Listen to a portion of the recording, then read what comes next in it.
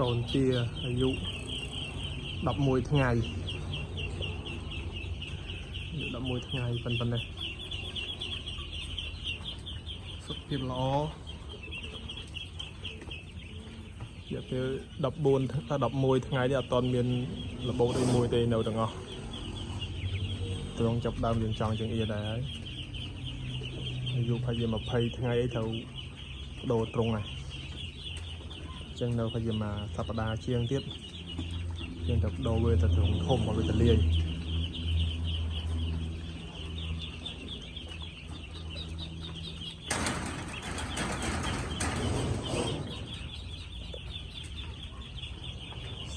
ស៊ីផឹក